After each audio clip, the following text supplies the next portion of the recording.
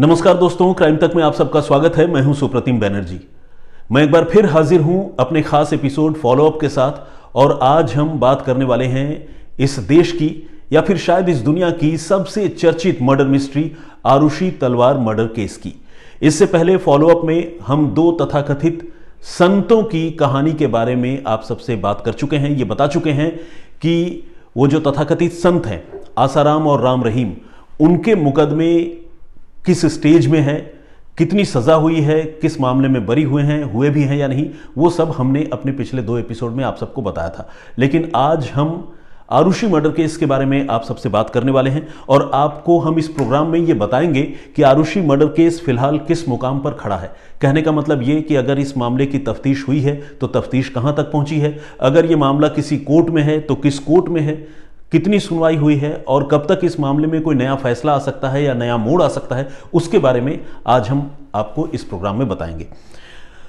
तो शुरुआत करने से पहले मैं आपको इस प्रोग्राम का प्रारूप या आज के शो का प्रारूप थोड़ा सा बता देना चाहता हूं।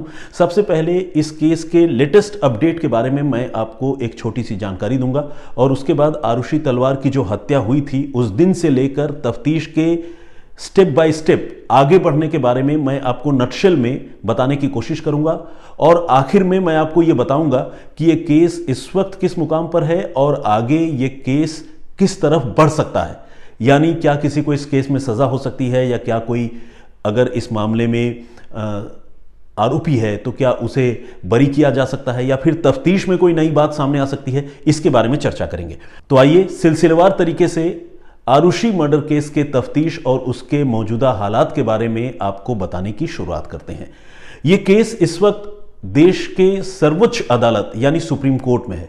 सुप्रीम कोर्ट में इस मामले को लेकर देश की प्रीमियर जांच एजेंसी सीबीआई खुद गई थी, और सीबीआई ने यह अपील की थी आरुषि तलवार के माता पिता डॉक्टर राजेश तलवार और डॉक्टर नुपुर तलवार को अपनी बेटी के कत्ल के आरोप से या मामले से बरी किए जाने के खिलाफ। लेकिन यह अपील जो है वो की गई थी 8 मार्च 2018 को। इसके बाद सुप्रीम कोर्ट ने उसी साल 10 अगस्त 2018 को यह तय किया कि वो इस मामले की सुनवाई करेगी। सुप्रीम कोर्ट इस मामले की सुनवाई करेगा, और सुप्रीम कोर्ट ने जो 10 अगस्त 2018 को यह फैसला लिया, उसके बाद से लेकर अब तक इस मामले में 1 इंच भी कोई प्रगति नहीं हुई है, यानी कोई सुनवाई नहीं हुई है। सवाल यह है कि सुनवाई क्यों नहीं हुई, मामला कहां पर अटका पड़ा हुआ है, क्या आरुषि को इंसाफ मिलेगा या नहीं। आज सिलसिलेवार तरीके से आपको सारी बातें बताऊंगा, लेकिन आइए शुरुआत करते हैं घटना वाले दिन से जब आरुषि की हत्या हुई थी, और कैसे स्टेप बाय स्टेप चरण दर चरण इस मामले की तफ्तीश आगे बढ़ी। सबसे पहले मैं आपको बताऊं, और खासकर ये बताना इसलिए भी जरूरी है क्योंकि सारे जो सीक्वेंस ऑफ इवेंट्स हैं वो हर किसी को हूबहू याद रहे ये जरूरी नहीं है, क्योंकि मामला काफी पुराना भी है। तो जब आप हमारा ये एपिसोड देखेंगे तो आपको एक तरह से आप समझें कि 0 से लेकर 100 तक का जो पूरा सफर है वो बिल्कुल शीशे की तरह साफ हो जाएगा, समझ में आ जाएगा। तो आइए शुरुआत करते हैं। 15-16 मई 2008 की रात को नोएडा के जलवायु विहार इलाके में आरुषि तलवार की हत्या हुई थी। आरुषि तलवार एक स्कूल गोइंग गर्ल थी, स्कूल गोइंग चाइल्ड थी, जो अपने माता पिता के साथ जलवायु विहार के अपने मकान में, अपने फ्लैट में रहती थी, और इसी फ्लैट में उनका नौकर हेमराज भी रहता था, जो उनका हाउस हेल्प था, घरेलू नौकर था। 16 मई की सुबह को आरुषि तलवार की लाश उसी के बिस्तर पर पड़ी हुई मिली। सिर पर चोट के निशान भी थे और गला कटा हुआ था, कपड़े अस्त व्यस्त थे। और ये मंजर जब आरुषि के माता पिता ने देखा तो वो रोने चिल्लाने लगे, बहुत दुखी हुए, और फिर धीरे धीरे खबर मोहल्ले वालों को मिली, नाते रिश्तेदारों को मिली, और फिर नोएडा पुलिस को मिली। नोएडा पुलिस जब मौके पर पहुंची तो नोएडा पुलिस ने यह देखा कि वाकई आरुषि की लाश बिस्तर पर पड़ी हुई है, कपड़े भी अस्त व्यस्त हैं और खून काफ़ी बिखरा हुआ है। और हैरानी भरे तरीके से इस घर का नौकर हेमराज, वो जो है मकान से गायब था। पुलिस ने जो शुरुआती जांच की उसमें उसने डेड बॉडी रिकवर की, पोस्टमार्टम के लिए भिजवाया, और जिस तरह से आरुषि के माता पिता भी शिकायत कर रहे थे कि शायद हेमराज ने आरुषि की जान ली और वो यहाँ से फरार हो गया, और पुलिस को भी ऐसा ही लग रहा था, तो इस मामले की जांच जो है वो हेमराज की तरफ केंद्रित कर दी गई। ये 16 मई के सुबह की बात है। दिन भर पुलिस जो है हेमराज का पता लगाती रही। हेमराज चूंकि नेपाल का रहने वाला था तो पुलिस की एक टीम नेपाल भी रवाना कर दी गई। लेकिन 17 मई को इस मामले में एक गजब का ट्विस्ट आया। हुआ ये कि यूपी पुलिस के ही एक रिटायर्ड डीएसपी के गौतम तलवार दंपति के घर पहुंचे, उनसे हमदर्दी जताने के लिए और पूरे सीन ऑफ क्राइम को देखने समझने के लिए, ताकि वो तलवार दंपति को इस मामले की तफ्तीश में कोई मदद कर पाते। लेकिन जब वो घर पहुंचे और उन्होंने पूरे घर का बारीकी से मुआयना किया, हालांकि वो रिटायर्ड थे, तो एक नया खुलासा हुआ। नया खुलासा ये हुआ कि जिस मकान में वो रहते थे उसकी जो छत है, जब वो छत में गए तो छत में जाकर उन्होंने देखा कि हेमराज की लाश छत पर पड़ी हुई है। कितनी हैरानी की बात है कि जो आदमी 24 घंटे से गायब है और जिसको सारे लोग आरुषि का कातिल समझ रहे थे, उस घरेलू नौकर हेमराज की लाश जो है छत के ऊपर पड़ी हुई थी। और यह अपने आप में एक बहुत विस्फोटक खुलासा था। इससे पहले तो सारे लोग हेमराज को ही आरुषि का कातिल मान रहे थे, लेकिन जैसे ही हेमराज की लाश मिल गई तो सारे लोगों की शक की सुई जो है वो तलवार दंपति यानी नुपुर तलवार और राजेश तलवार की तरफ चली गई। और नोएडा पुलिस को भी लगने लगा कि ये मर्डर जो है नुपुर तलवार और राजेश तलवार ने ही किया है। और नोएडा पुलिस अब इसी डायरेक्शन में अपनी जांच आगे बढ़ाने लगी। आखिरकार तकरीबन हफ्ते भर बाद यूपी पुलिस ने, नोएडा पुलिस ने डॉक्टर राजेश तलवार को गिरफ्तार कर लिया और इल्जाम लगा झूठी शान की खातिर कत्ल करने का, अपनी बेटी की जान लेने का, यानी ऑनर किलिंग का। कहानी यह बताई गई कि आरुषि जो है हेमराज के साथ क्लोज रिलेशनशिप में थी और माता पिता ने अपनी बेटी को अपने नौकर के साथ आपत्तिजनक हालत में देख लिया था, जिसके बाद गुस्से में डॉक्टर राजेश तलवार ने पहले अपनी बेटी की जान ली और उसके बाद उन्होंने ही अपने नौकर हेमराज का भी कत्ल किया और उसकी जान जो है छत पर ले जाकर ली। और ये दो कत्ल करने के बाद माता पिता ने सबूत मिटाने के लिए घर में बहुत सारे चीज़ों को अस्त व्यस्त कर दिया, खून साफ कर दिए, कुछ कपड़े बदल दिए, कुछ इस तरह की चीज़ें जो घर में वो कर सकते थे। तो ये इल्ज़ाम यूपी पुलिस ने तलवार दंपति पर लगाया और राजेश तलवार को गिरफ्तार कर लिया गया। लेकिन इस मामले को लेकर तब तक जो है मीडिया में काफ़ी शोर मच चुका था और एक तरह से पूरे देश में भूचाल आ चुका था कि ऐसा कैसे हो सकता है, कल तक आप जिसे कातिल बता रहे थे वो मकतूल निकला, वो भी मर चुका है, और अब आप जिसकी बेटी की हत्या हुई है उसी पेरेंट्स पर आपने इल्ज़ाम लगा दिया और उसके पिता को गिरफ्तार कर लिया। ये तो घोर अन्याय है। इस मामले में कातिल कौन है इसका पता लगाया जाना चाहिए। तो एक तरह से लोगों के बीच से ही ये आवाज़ आ रही थी और सरकार पर बहुत ज़्यादा दबाव था कि वो इस मामले की जाँच सीबीआई के हवाले करे। बहुजन समाज पार्टी बीएसपी की सरकार तब थी और 1 जून 2008 को इस मामले की जांच मुख्यमंत्री मायावती ने सीबीआई के हवाले कर दी। सीबीआई की टीम जो है वो आईपीएस अधिकारी अरुण कुमार की अगुवाई में उन्होंने इस मामले की जांच शुरू की और जांच शुरू करने के बाद ये मामला जो है 360 डिग्री पर घूम गया। यानी अब तक इस मामले में आरोप जो है आरुषि तलवार के माता पिता पर लग रहा था और पुलिस ने डॉक्टर राजेश तलवार को गिरफ्तार भी कर लिया था। लेकिन सीबीआई की ये जो नई टीम इस मामले की जांच करने के लिए आई, उन्होंने इस मामले में नई थ्योरी दी। सीबीआई ने यह बताया कि यह कत्ल जो है राजेश तलवार ने नहीं किया है, बल्कि हेमराज के 3 दोस्तों ने, जो हेमराज के ही समकक्ष हैं, यानी कोई ड्राइवर या हाउसमेड का काम करता है और घरेलू कामगार हैं, उन 3 दोस्तों ने मिलकर जो है न सिर्फ आरुषि की बल्कि हेमराज की भी हत्या की है। उन 3 दोस्तों के नाम सीबीआई ने बताए कृष्णा, राजकुमार और विजय मंडल। थ्योरी यह दी गई कि 15 और 16 मई की रात को ये तीनों दोस्त हेमराज से मिलने तलवार दंपति के घर में पहुंचे थे। चुपके से वो उनके घर में दाखिल हुए और दाखिल होकर सीधे हेमराज के कमरे में पहुंचे। वहां उन्होंने शराब पार्टी की और शराब के नशे में इन तीनों ने फिर आरुषि के साथ ज्यादती की, उसका यौन शोषण किया, उसका रेप किया। और जब आरुषि इसका विरोध कर रही थी तो इन तीनों ने मिलकर पहले आरुषि की हत्या की और जब हेमराज जो उसी घर का नौकर था और तलवार दंपति का एम्प्लॉय था, जब उसने इस चीज़ को रेसिस्ट करने की कोशिश की, अपने दोस्तों को इस तरह की हरकत करने से देख लिया और उसने विरोध किया, तो फिर इन 3 दोस्तों ने मिलकर हेमराज की भी हत्या कर दी। तो एक तरह से सीबीआई ने बिल्कुल नई थ्योरी दी और इस थ्योरी के मुताबिक राजेश तलवार और नुपुर तलवार शक के दायरे से बाहर हो चुके थे। सीबीआई ने कुछ सबूत भी बताए अपनी तरफ से। सीबीआई ने कहा कि हमने मोबाइल फोन के लोकेशन की पड़ताल की और ये जो तीनों लोग हैं जिनका हमने नाम लिया है, जो हमारे केस में आरोपी हैं, कृष्णा, राजकुमार और विजय मंडल, इन तीनों के मोबाइल फोन की लोकेशन जो है हमें उसी जलवायु विहार में उसी घर के इर्द गिर्द उस रात को मिली है, जो ये बात साबित करती है कि इन तीनों ने ही मिलकर ये हत्या की हो, क्योंकि ये तीनों वहां मौजूद थे। सीबीआई ने नार्को टेस्ट का भी हवाला दिया और कहा कि कृष्णा ने नार्को टेस्ट के दौरान यह कबूल किया था कि उसने आरुषि की और हेमराज की हत्या की है। हालांकि सच्चाई यह भी है कि नार्को टेस्ट हो या ब्रेन मैपिंग का टेस्ट हो, ये सारे ही टेस्ट कोर्ट में एडमिसिबल नहीं है। ये सारे टेस्ट जो है, इनसे जो भी संकेत या रिजल्ट पुलिस को या किसी भी इन्वेस्टिगेटिंग एजेंसी को मिलते हैं, उस रिजल्ट के सहारे पुलिस और एजेंसी अपनी जांच किसी दिशा में आगे तो बढ़ा सकती है, लेकिन कोर्ट में ये टेस्ट मान्य नहीं है। तो इसीलिए इसे सबूत के तौर पर तो कोर्ट में जो है वो एडमिट नहीं किया जाना था। खैर, लेकिन सीबीआई ये कह रही थी कि तलवार दंपति दोषी नहीं है, ये तीनों नौकर ही दोषी हैं और इन्होंने ही हत्या की है। सीबीआई ने इन तीनों को गिरफ्तार भी कर लिया। लेकिन इससे पहले कि ये मामला और आगे बढ़ता और कोर्ट में इन सब के खिलाफ ट्रायल आगे बढ़ता, इनको सजा होती, कोई बात आगे बढ़ती, तब तक इस मामले में एक और टर्न आ गया।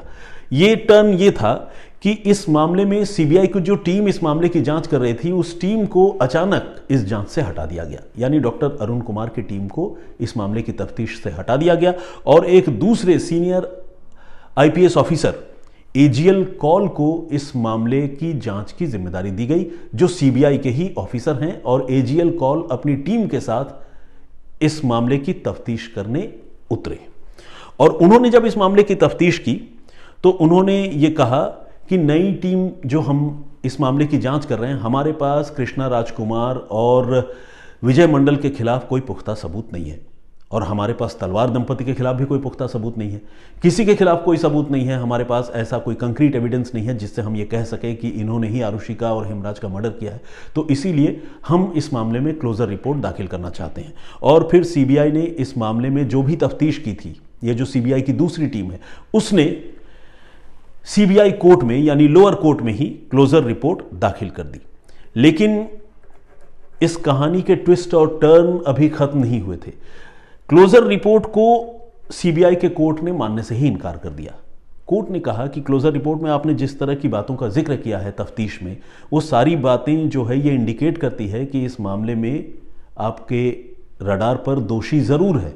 तो हम ये चाहते हैं कि आप क्लोजर रिपोर्ट नहीं बल्कि इस मामले में चार्जशीट दाखिल करें और जो भी गुनहगार है उसके खिलाफ आप हमारे कोर्ट में ट्रायल कराएं। हम इस क्लोजर रिपोर्ट को स्वीकार नहीं करते हैं। तो जब ये बात कोर्ट की तरफ से कही गई तो सीबीआई ने जो क्लोजर रिपोर्ट दाखिल की थी, उसी सीबीआई की टीम ने अपनी क्लोजर रिपोर्ट को वापस ली और वापस लेने के बाद उस टीम ने इस मामले में अब तलवार दंपति के खिलाफ नए सिरे से चार्जशीट दाखिल कर दी।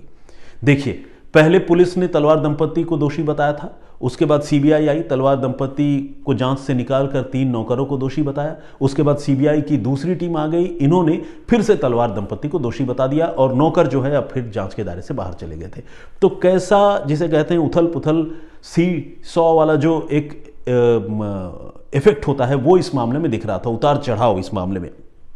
तो खैर हुआ ये कि तलवार दंपति के खिलाफ जो है अब चार्जशीट दाखिल कर दी और आखिरकार 26 नवंबर 2013 को इस मामले में डॉक्टर राजेश तलवार और नुपुर तलवार यानी आरुषि के माता पिता को अपनी बेटी के कत्ल के मामले में गुनहगार करार देते हुए सीबीआई की कोर्ट ने आजीवन कारावास की सजा सुना दी और उन्हें गिरफ्तार करके गाजियाबाद की डासना जेल में ठूंस दिया गया, रख दिया गया। अब जब दोनों माता पिता गिरफ्तार हो गए तो उनका बयान और उनकी प्रतिक्रिया सामने आई।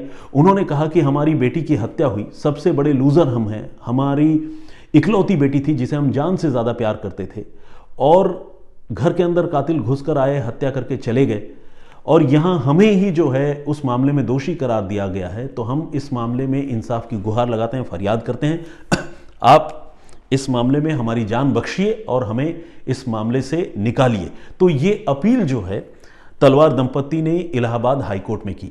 क्योंकि इलाहाबाद हाईकोर्ट की हद में ही नोएडा आता है। नोएडा चूंकि उत्तर प्रदेश का पार्ट है और इलाहाबाद हाईकोर्ट मतलब उत्तर प्रदेश हाईकोर्ट। तो इलाहाबाद हाईकोर्ट ने इस मामले की सुनवाई की और फिर विडंबना देखिए, या आप कहें कि इंसाफ का जो उथल पुथल है या इंसाफ की जो हालत है वो देखिए कि 12 अक्टूबर 2017 को इस मामले में आरुषि तलवार के माता पिता को हाईकोर्ट ने बरी कर दिया। ध्यान दीजिएगा, हाईकोर्ट ने आरुषि के माता पिता को बरी तो किया, लेकिन बरी किया संदेह का लाभ देते हुए। हाईकोर्ट ने यह नहीं कहा कि आपको बाइज्जत बरी किया जाता है, लेकिन हाईकोर्ट ने यह जरूर कहा कि इस मामले में कोई ऐसा एविडेंस, कोई ऐसा कंक्रीट एविडेंस नहीं है जिसे जो है आप लोगों को दोषी समझा जाए, और इसीलिए लैक ऑफ एविडेंस की वजह से आपको इस कोर्ट से बरी किया जाता है। यह सीबीआई के लिए एक बड़ा झटका था। यह मामला, यह फैसला हाईकोर्ट का झटका इसलिए था कि सीबीआई ने आखिरी बार आरुषि तलवार के माता पिता को ही इस मामले में दोषी बताया था, और सीबीआई कोर्ट ने भी इस मामले में सीबीआई के केस के हक में, यानी सीबीआई की थ्योरी के हक में फैसला देते हुए माता पिता को दोषी करार दिया था। तो यहां जब हाईकोर्ट ने फैसला पलट दिया तो सीबीआई के लिए यह बहुत बड़ा झटका साबित हुआ। तब सीबीआई ने यह तय किया, 2017 में ही सीबीआई ने कहा कि वो इस मामले में सुप्रीम कोर्ट में अपील करेंगे।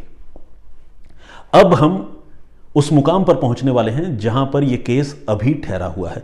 तो सीबीआई ने सुप्रीम कोर्ट में अपील करने का फैसला किया और 8 मार्च 2018 को सीबीआई ने इसके लिए सुप्रीम कोर्ट में अपनी याचिका लगा दी, एप्लीकेशन डाल दी। इसमें यह कहा गया कि मां बाप को जो बरी किया गया है उसके खिलाफ हम अपील करते हैं और फरियाद करते हैं कि इस मामले को दोबारा सुना जाए और दोषी चूंकि मां बाप हैं तो उनको कड़ी सजा दी जाए। इसी बीच 8 मार्च 2018 को सीबीआई ने अपील की थी। इसके बाद इस मामले में हेमराज की पत्नी के वकील ने भी सुप्रीम कोर्ट में एक अपील दायर की और यह कहा कि डॉक्टर आरुषि तलवार और राजेश तलवार को जो बरी किया गया है उसको वो चैलेंज करते हैं और वो चाहते हैं कि सीबीआई ने जो तफ्तीश करके माता पिता को दोषी करार दिया है तो उनके खिलाफ जो है मुकदमा चलाया जाए और उन्हें सजा दी जाए। तो कुल मिलाकर 2 अपील इस मामले में सुप्रीम कोर्ट में पहुंची और फिलहाल वो दोनों मामले पेंडिंग है। सुप्रीम कोर्ट ने यह तय कर लिया कि वो इस मामले की सुनवाई करेगा। 10 अगस्त 2018 को सुप्रीम कोर्ट ने यह कहा था कि वो इस मामले की सुनवाई करेगा और सिर्फ सीबीआई के अपील की ही सुनवाई नहीं करेगा, बल्कि जो हेमराज की पत्नी है उन्होंने जो अपील की है, दोनों अपील को साथ साथ सुप्रीम कोर्ट ने फैसला किया है कि वो सुनेगा और इस मामले में वो अपना आखिरी फैसला देगा। लेकिन अब विडंबना यह है कि जिस बेंच को इस मामले की सुनवाई की जिम्मेदारी है उस बेंच ने 10 अगस्त 2018 के बाद से इस मामले की सुनवाई के लिए कोई तारीख ही नहीं दी है, कोई डेट ही नहीं दिया है। और जहां तक मेरी जानकारी है सुनवाई से पहले जो कंसर्न पार्टीज होते हैं उनको नोटिस जारी किया जाता है, कोई नोटिस वगैरह भी जारी नहीं किया गया है।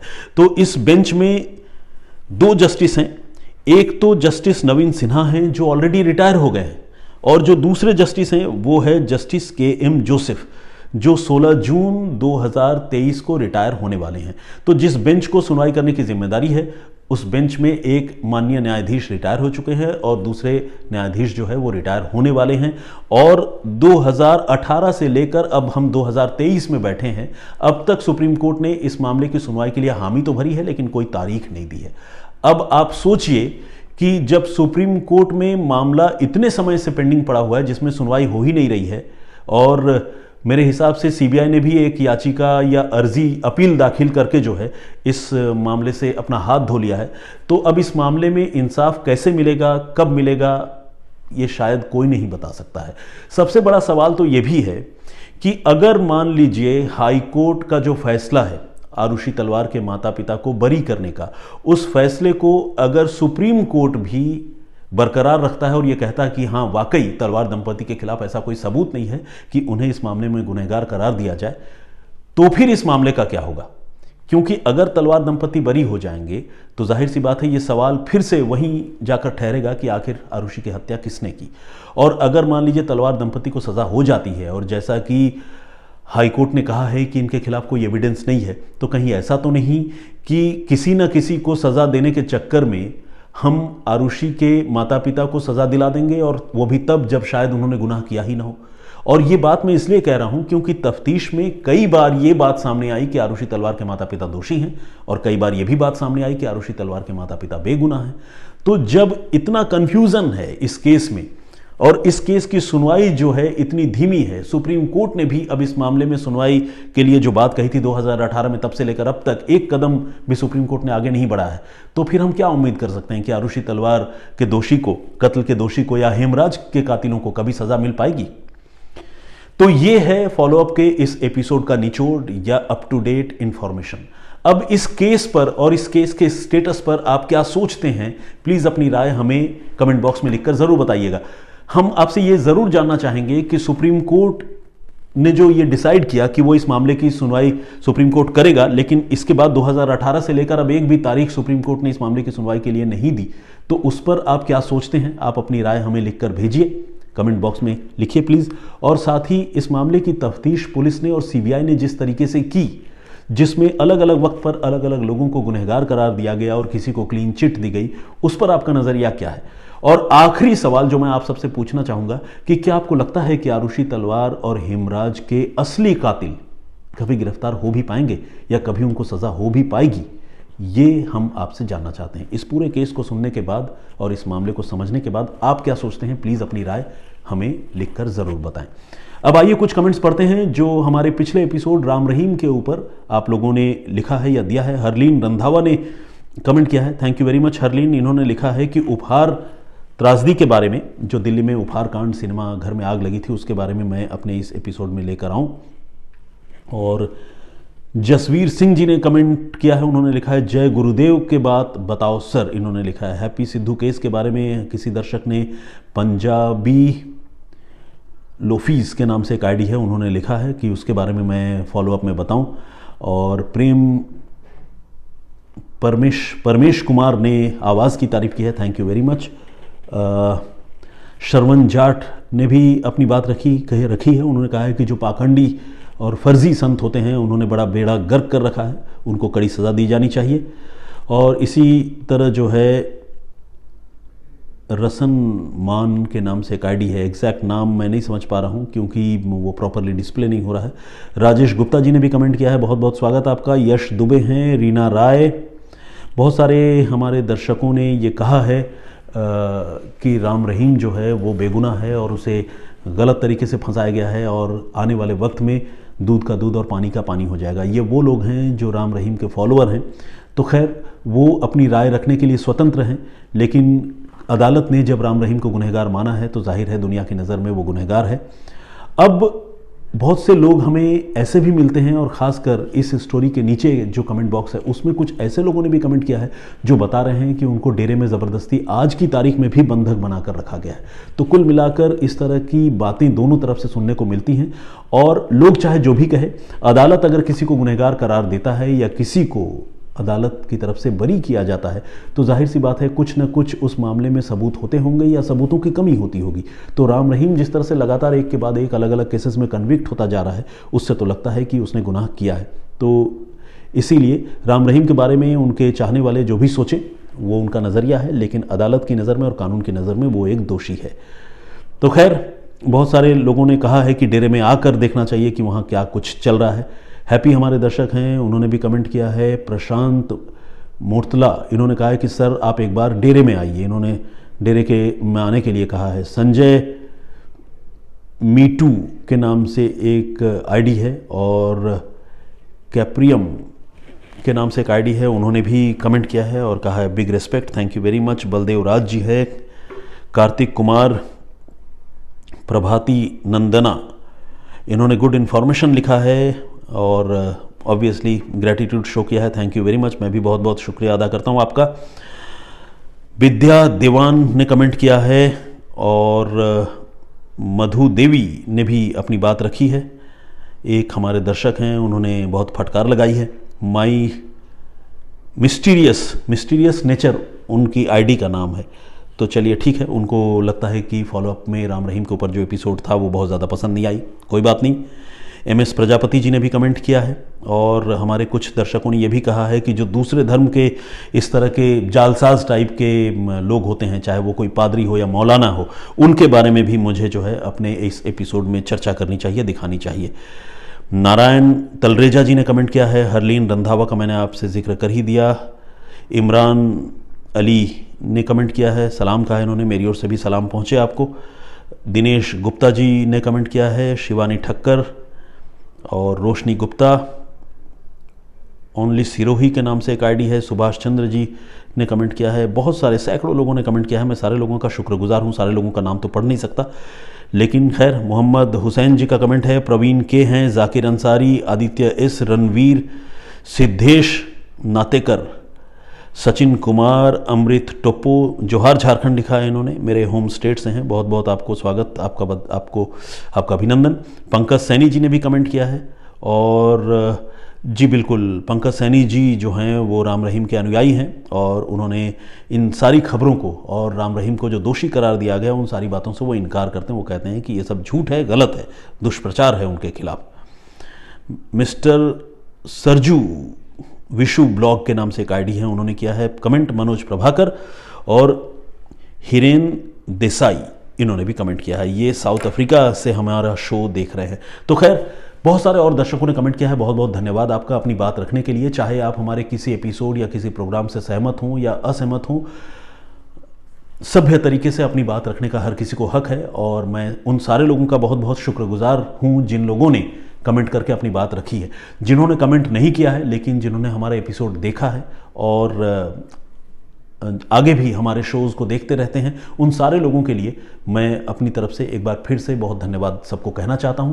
और फिलहाल मैं इजाज़त चाहता हूं आप लोगों से, मैं फिर हाजिर होऊंगा अगले हफ्ते किसी और केस के फॉलोअप के साथ। तब तक अपना बहुत ख्याल रखिए, सुरक्षित रहिए। जय हिंद, जय भारत।